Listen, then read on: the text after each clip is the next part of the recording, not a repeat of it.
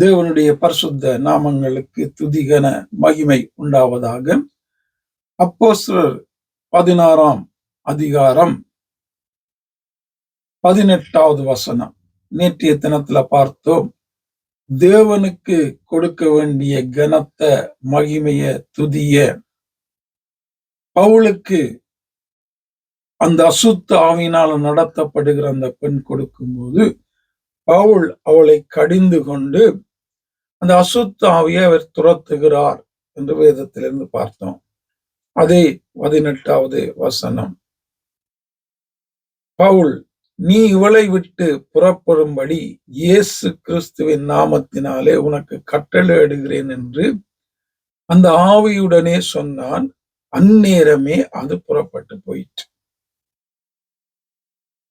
ஒரு பிசாசு பிடித்திருந்த குறி சொல்லுகிற அசுத்த ஆவியினால நடத்தப்படுகிற அந்த பெண்ணை பார்த்து, அதுக்கு அவளுக்குள்ள இருந்த அந்த ஆவியை பார்த்து, நீ இவளை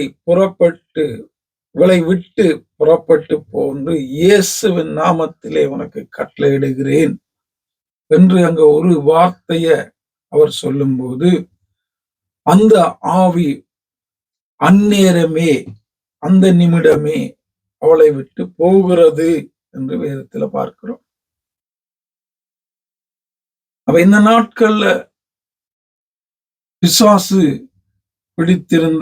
பிடித்திருக்கிறவர்களுக்கு ஜெபிக்கும் போது, அதை துரத்த முற்படும் போது அநேக விதமான காரியங்களை நாங்க செய்ய முற்படுகிறோம்.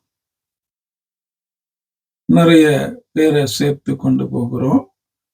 சில பேருக்கு பிசாசு பிடித்திருந்தவர்களுக்கு கிட்ட போகவே பயம்.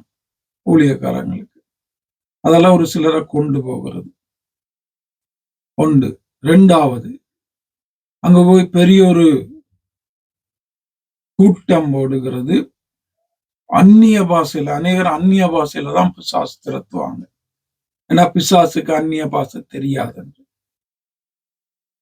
பிசாசுக்கு எங்களை விட அநேக காரியங்களை அவன் தெரிந்திருந்தான், அறிந்திருக்கிறான்.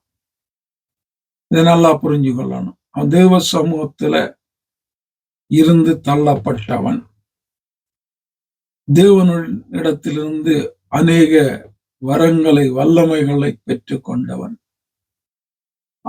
அப்ப அவனுக்கு அந்நிய பாஷை தெரியாது. இவர்கள் அந்நிய பாஷையில பிசாசுகளை துரத்துகிறது. சிலர் மேல தாளத்தை போட்டு அடிச்சு கத்தி குளறி காரியங்களை செய்கிறது.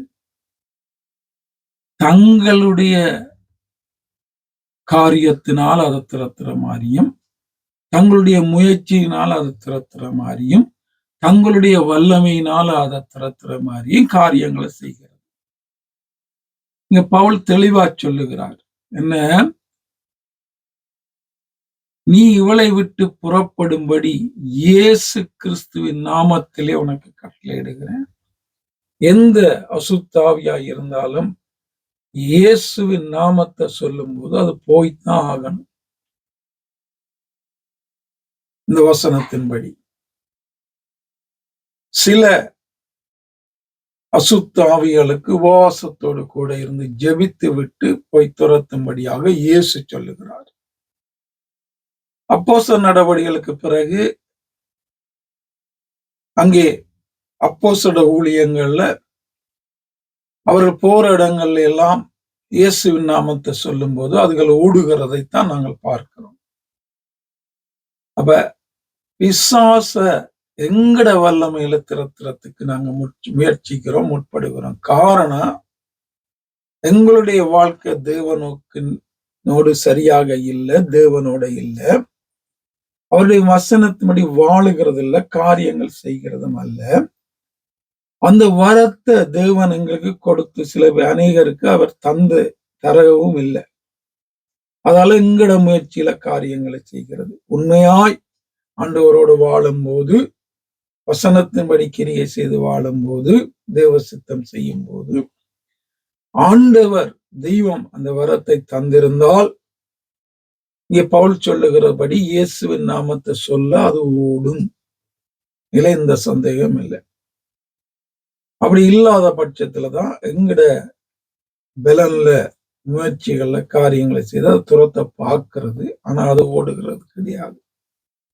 ஊழியம் தேவனுடைய கிருபையினால, அவருடைய வரத்தினால, தாளந்துகள்னால, ஆவியானவருடைய அபிஷேகத்தினால, வழி நடத்தினால, இயேசுவாகி அந்த வார்த்தையை கொண்டு அதுக்கு முக்கியத்துவம் கொடுத்து செய்யும் போது அங்கே தேவன் மிகுதியான காரியங்களை அவர் பார்த்து கொள்வார். கத்த குளற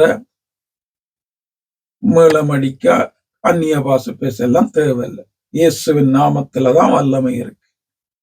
அந்நிய பாஷையில கிடையாது, மேளத்துல கிடையாது, எங்களுடைய கத்துகிறதுனால கிடையாது. இயேசுவின் நாமத்தில் அந்த வல்லமை தான் இருக்கு. அப்ப அது சரியான முறையில ஒரு மனிதன் இந்த வல்லமைக்கு அந்த நாமத்துக்குரிய விதமாய் வாழ்ந்து கிரியை செய்து அந்த நாமத்தை சொல்லும் போது அந்த நாமத்தில் இருக்கிற வல்லமை, ஜீவன், மகிமை புறப்பட்டு காரியங்களை செய்யும். தொடர்ந்தும் நாமத்துக்கு உரியவர்களாய் வாழ ஆவியானவர் எங்களை வழி நடத்துவாராக. ஆமென்.